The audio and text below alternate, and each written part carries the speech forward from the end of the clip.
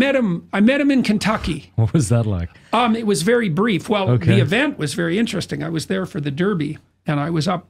There's a glass cafe above the Kentucky Derby grounds. There's about 150,000 people there. It was the first Derby after COVID, and Trump was. Everyone knew. Like the whole crowd of 150,000 people, plus the 300 or so in this restaurant, they all knew Trump was going to show up in the afternoon. It was like... Just bring that to your mouth a little bit, Mike. Yeah. It was like being in Rome, I imagine, or being around the Kennedys back in the 1960s. Like the place was just buzzing. He's so famous. Like it's just an insane level of fame, right? Because, well, he was a TV star, and that's not an easy thing to pull off, and for quite a while. And he was a real estate magnate, and that's also quite difficult. And then he was president and ridiculously controversial. Like he's insanely famous. Yeah. And you could just feel that that emperor-like worship in the air, you know? And this is actually, I think, a flaw in the American political system, because in Britain, the Queen bears that. She's a figurehead. Imagine there's 4 branches of government. Executive, legislative, judicial, and symbolic. The president bears the symbolic weight in the U.S. It's not good because that tilts the polity towards deification of the president. That's why you have the first lady. It's like, what the hell's that? Yeah. There's no first lady in Canada. Yeah. You know, nobody cares who the prime minister's wife is, and that's right. That's rightly so. It's like the first lady. Well, that's the queen. Yeah. You guys don't need a queen, Yeah. but you want one. Yeah. Right. We're the Blessed Mother. Yeah, well, that's a better substitute. Yeah. All right, so you're at this Kentucky Derby. You're feeling the energy. How did you meet him? I had flown out that day to do a talk, convocation somewhere, and I came back just as the air space was closed, and then I made it to the Derby like with about 10 minutes to spare before they locked it down. The army was everywhere. The place was just buzzing, and Trump strolled in, and it was like, well, that much fame gives people a tremendous charisma, you know, and it's a lot for one person. It's a lot for one person. I think he has a good family. Yeah, you know, I agree. Fame is would be a lot for anybody. I feel like that would be a good amount to deal with, and nobody's ever gonna know the level of come on, let's be honest. We're not gonna know that level, right? Most of us won't ever see that level of fame, right? Not to knock your hopes and dreams down, but I mean, you know, that's very, very rare. And I get what Jordan's saying. And yeah, right. I mean, you know, it's interesting how, you know, one person could, you know, have a lot of power and be influential like that. And ultimately it's from what Peterson said, right? From the accolades that he's had, but also a good amount of people respect the guy, even though a lot of people don't like him. I mean, a good amount of people respect him. But back to Villa, let's see what he has to say more. And thank God for that. And he seems to have managed that well. And I know people who know him, and they have faith in him privately. He's a bully, and a very good one. He's an unbelievably sophisticated 13-year-old bully. Interesting. Like his ability to wield a nickname is unparalleled. No one can match He's it. great. He's great at that. And that's a real superpower, although, and it's a mixed blessing because he's a 13-year-old bully. You know, I'm not trying to reduce him. Yeah. Being a 13-year-old bully is kind of handy when you're dealing with the dictator of North Korea. You know, you want that kind of playground unpredictability. It's like, don't fuck with me. You don't know what I'm capable of. You know, and a more sensible person, you could argue, hasn't got that. You know, and so I don't know what to make of that. There's that trickster,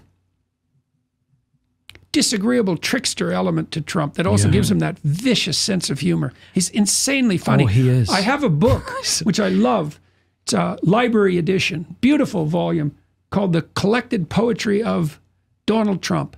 And it's all his tweets typeset beautifully. And they're hilarious. They are. Like he's got a barbed tongue, man. Yeah. He's a viper. The other thing is, you know, people keep talking about his temperament and how stupid he is. This is what people say. But I've never seen him lose his cool in any of these interviews. You don't do what Trump's done and be stupid. Yeah. Like, first of all, so I have a friend for whom he built a multi-million-dollar building in Chicago. And he finished it below cost, and on time. Well, there's no more corrupt industry than construction, especially in Chicago or New York. Well, Trump played that successfully, and he built those buildings. You know, and my friend told me that Trump was there every week, walking through the building, checking things out, you know, and he was successful at that. And then he was a reality TV star for a long time. That's not easy. Yeah. Right. So he's got that showman element that's really integral to American culture. Yeah. You know, you saw that on display in the Elvis movie, for example, with what's his name? Colonel. Okay, I didn't watch that. Oh, it's great. It's great. It's great. It's a great American movie. And Colonel, I don't remember the name of him, his manager, but he's a real charlatan, a showman, almost a psychopath. And yet he made Elvis. Like, it was this weird, this is part of American culture, right? There's that talent and ability combined with. I understand what Jordan Peterson is saying here. You know, a lot of successful and somewhat semi-successful people, you got to have something about you, right? You have to have some sort of stick, right? You have to have where people are like, I like that guy or I like that girl for this reason, right? And really, that's really all Jordan Peterson's trying to say. And I understand his angle, and he's not wrong. He's not wrong at all. I mean, you know, do I personally know people that's like that? Not really, right? Not really. But there are people that are definitely like that and usually tend to be more just successful, but more people who are driven, right? Very, very driven. Back to the video. This entrepreneurial showmanship, and Trump has that, you know, and that's a power too. So did you get to shake his hand? Did he know who you were? How did the conversation go? No, I don't believe so. It was very brief.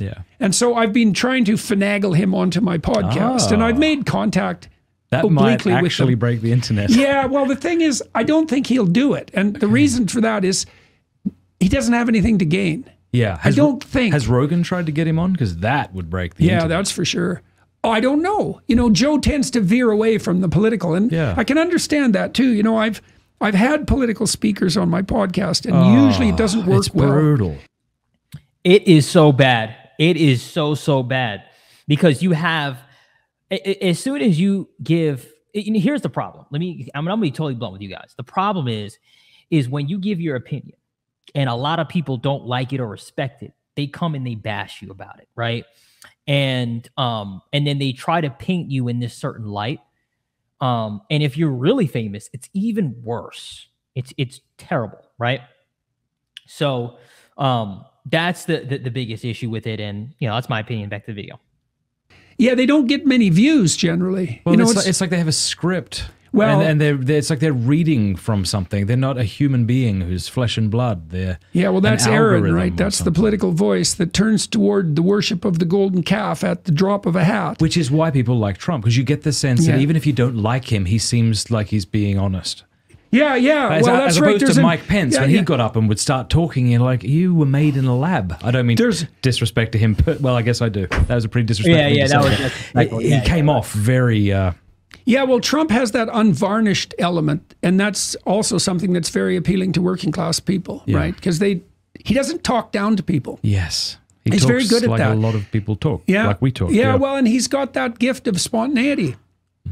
You know, he doesn't craft his speeches. And of course, that makes him a bit of a loose cannon, but people like that for the same reason they like these long-form discussions. It's like, well, we know you might be deceiving us, but not in a practiced and calculating way, right? Yeah. You know, maybe some of your personality flaws are leaking through, but at least that's kind of like honest deception. I thought when Trump won, I thought, well, they preferred the spontaneous lies of Trump to the calculated lies of Hillary. Yeah. You know, and that's very cynical, but there's something about it that's accurate. Yeah. Yeah, wild. And I would like to say a few things in Trump's favor. Please do. Profound favor. No wars on Trump's watch. Right. He got no credit for that. That's a big deal. We've had plenty of wars in the interim. And God only knows if we're in the middle of World War III. We certainly could be. Right. Right. And God only knows where it's going. And then the next thing is Trump managed the Abraham Accords. Yeah, well, he should have got a Nobel Peace Prize for that. Obviously, it was the biggest move forward to peace. It's even held through the Hamas crisis. It's a bloody miracle. You know, and if Biden would have had an ounce of integrity on the foreign policy front, he would have rewarded Trump for the Abraham Accords. Maybe Trump would have just rode off into the sunset if he would have got some due credit. And they would have brought Saudi Arabia into the fold because that was on the table. I know that for a fact, right? And so Biden, nope, there was no way they were going to give Trump. This is a really interesting point. This is a really interesting point. And really, you know, what's interesting to me is it just shows the divide, right? It just shows the divide. And for me, I've always been a guy of, look, I don't care what side of the pond you're on, but we're all fighting here together, right? And ultimately, the reason why, again, this is just my opinion, but the reason why from the outside looking in, why Trump gets a lot more support, and I'm just a spectator speaking, right, is because the way he talks, right? He's for the people, right? Right. So it's different than the other guys, right? They're not. You don't get that feeling, and again, this is my opinion, right? But and again, I'm not saying I'm for this side or that side. I'm just saying, okay. I want to know your opinion. I want to know what you think. Right. And then we could debate. But back to the video. Let's get his angle on it. Trump credit. And so they didn't pull the Saudis in. And that was a big mistake. A big mistake. Right. And maybe this whole catastrophe that's emerging now is a consequence of that. So I'm very unimpressed by that. Also, a massive thanks to Hallow for. All right. Gather around. Okay. So first of all, Jordan Peterson, I hope that Trump gets on Europe. I hope that Trump can get on there because that would break the internet. And I also hope that he could get on Joe Rogan too, because I think that would break the internet, okay? 1,000%. And, it'll shed a lot of light for sure, 100%. And other than that, guys, let me know what your opinion is. Let me know what your opinion is in the comment section below. Feel free to slap the like button and kick in the subscribe button for more. Until next time, peace.